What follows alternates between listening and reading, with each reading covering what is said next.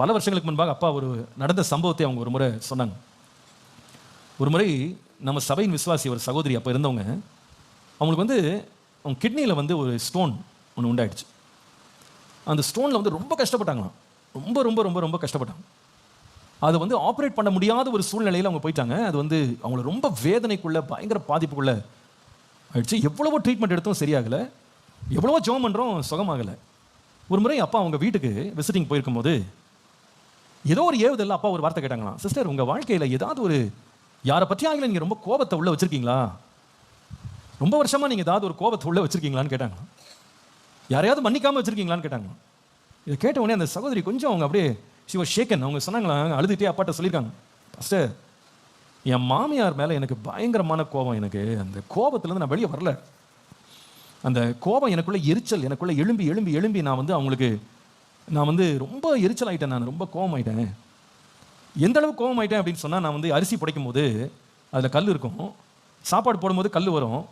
ஆனால் என் மாமியாருக்கு வந்து அந்த பிளேட்டில் அதை போடும்போது, எனக்கு இவ்வளோ தப்பு செய்கிறேன், எனக்கு இவ்வளோ தீங்கு செய்கிறவளுக்கு கல் இதெல்லாம் எதுக்கு எடுக்கணும், அப்படியே சாப்பிடட்டும் அந்த கல்லோடு நான் அப்படியே போடுவேன். பலமுறை ஆண்டவர் என்கிட்ட பேசியிருக்கிறாரு, உனக்கு ஏன் இந்த எரிச்சல், உனக்கு ஏன் இந்த கோபம், நீ வந்து மன்னிச்சிரு, அந்த கோபத்தை உனக்குள்ளே வச்சுக்கிடாத, அந்த கோபத்தை விட்டு நெகிழ்ந்துருன்னு எத்தனையோ முறை பேசியிருக்காரு. நான் வந்து விடலை பாஸ்டர், அந்த கல்லோடு அப்படியே சாப்பாடு போடுவேன். இது மாதிரி பல முறை எனக்கு நடந்திருக்கு.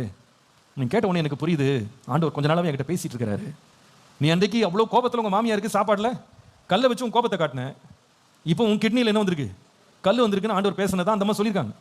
அப்பா உடனே கேட்டாங்களாம், சரிம்மா, நீங்கள் இந்த அளவுக்கு நீங்கள் மெடிக்கல் ட்ரீட்மெண்ட் எடுக்கிறீங்க, சுகமாகலை, ஜெபிக்கிறோம், சுகமாகலை, ஒருவேளை உங்களுடைய வியாதிக்கு இது காரணமாக இருக்குமோ, நீங்கள் ஆண்டவற்றை வந்து இதை வந்து நீங்கள் விட்டு கொடுத்து உங்களை நீங்கள் தேவனுக்கு அர்ப்பணித்து நீங்கள் மன்னிப்பு கேட்டு நீங்கள் விடுதலை ஆகுங்கன்னு சொன்னாங்க. அந்த அம்மா, பாச நான் உண்மையாக நான் விட்டுல விரும்புகிறேன் பாச, எனக்காக ஜெபம் பண்ணுங்க. அப்பா ஜெபிக்க ஆரம்பித்தாங்க. அந்த அம்மா கதறி அழுதாங்க. அழுது சொன்னாங்களாம், ஆண்டவரே, என் மாமியார் எனக்கு செய்த எல்லா கொடுமைகளை நான் மன்னிச்சிடறேன்ப்பா, என் இருதயத்தை விட்டு அதை எடுத்துருங்க ஆண்டவரே, நான் இனிமேல் வந்து அந்த கோபத்தை என் உள்ளத்தில் நான் வைக்க மாட்டேன், என்னை குணமாக்குங்க, என் இருதயத்தில் அந்த கோபத்தை எடுத்துருங்க, அந்த கோபத்தை எடுத்துருங்கன்னு அந்த அம்மா கதறி அழ ஆரம்பிச்சாங்க. ஜெபித்து கொண்டே இருக்கும்போதே திடீர்னு அந்த அம்மா அப்பாட்ட, பாஸ்டர் நான் வந்து பாத்ரூம் போயிட்டு வரேன்னாங்க.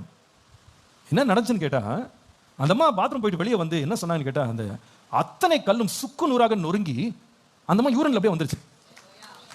அந்த நாளில் அந்த அம்மா அந்த நிமிடமே 100% she was totally fine, அப்படியே குணமாயிட்டாங்க. நான் கிட்னி ஸ்டோன் வர்றதுக்கு எல்லாத்துக்கும் கோபம் தான் காரணம் நான் சொல்லலை, அப்படி பாஸ்டர் சொல்லிவிட்டாரு அப்படி நீங்கள் போய் புதுசாக ஒரு வியாக்கியானம் கொடுக்காதீங்க. நான் சொல்ல வந்தது என்னன்னா, ஒரு மனிதனுடைய சரீரத்தினுடைய சுகத்தை கூட கோபம் என்ன செய்ய முடியும், பாதிக்க முடியும்.